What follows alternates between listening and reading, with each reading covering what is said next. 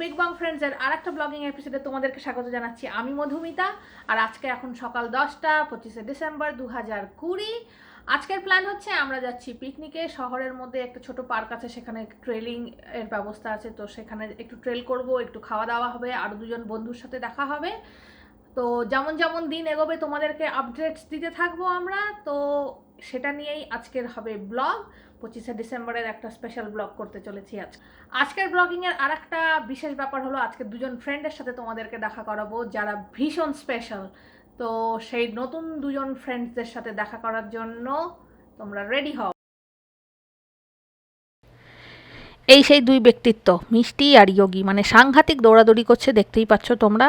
জিনিসপত্র ভেঙে ফেলবে মনে হচ্ছে, যেভাবে দৌড়াদৌড়ি ছোটোছুটি করে বেড়াচ্ছে।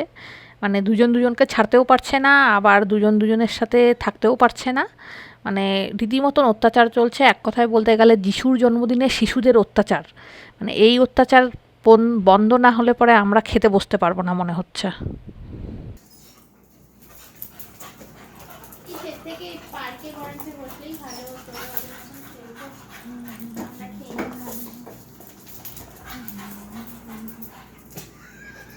মিষ্টি হয়ে গেছে এখন মোহাম্মদ আলী, আর ওটা জো ফ্রেজিয়ার। মোহাম্মদ আলী এখন হচ্ছে রোপোডো, খালি আবার করছে এরকম। ভেরি গুড বিহেভিয়ার মিষ্টি এখনো পর্যন্ত। তুই লাফালি আমি তোকে বকবো।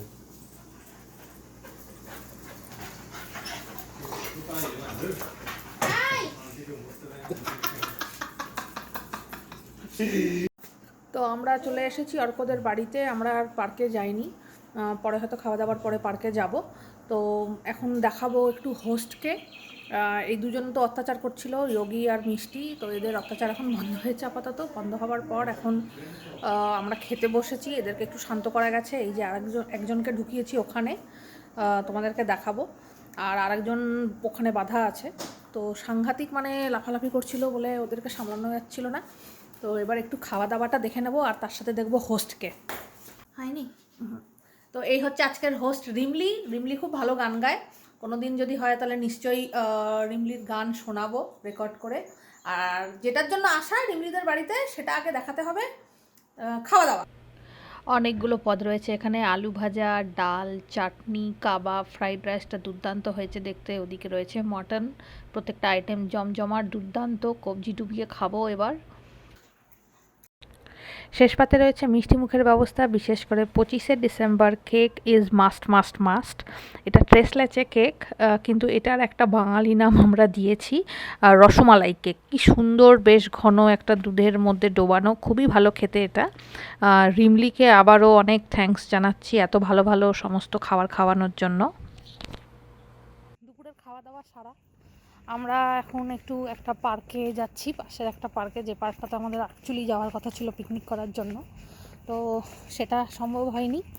এখন এই খাওয়া দাওয়ার পরে আমরা একটু পার্কে যাচ্ছি। আর এই যে মুখে রয়েছে মাস্ক, এটি ছাড়া তো কোথাও যাওয়ার উপায় নেই।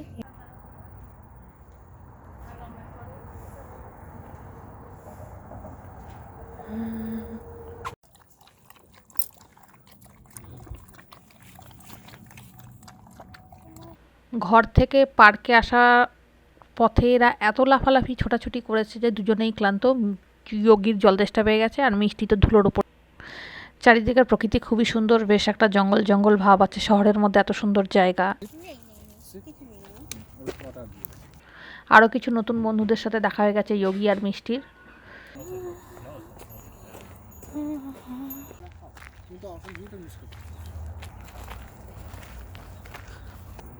আমরা একটু বসলাম, সবাই ক্লান্ত হয়ে গেছে হেঁটে, আবার ফিরতেও হবে।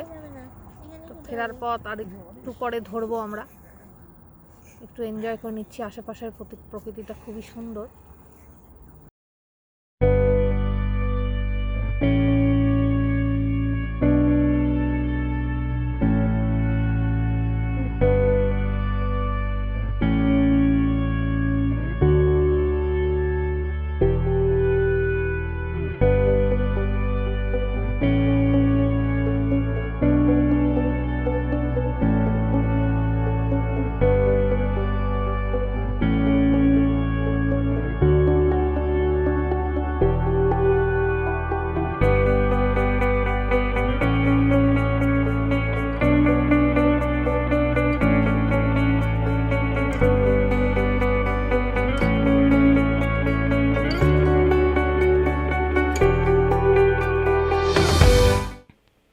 তো সারাদিন ঘোরাঘুরির পরে আমরা বাড়ি চলে এসেছি। মিষ্টি আর ইয়োগি তো দারুণ এনজয় করেছে আজকে সারাদিন।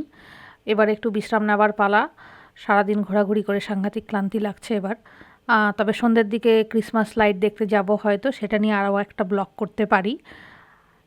তবে আজকে এখানেই ব্লগ শেষ করি। তোমরা সবাই ভালো থেকো, সুস্থ থেকো। দেখা হবে পরের ব্লগে আবার। So Madhumita signing off. Bye bye.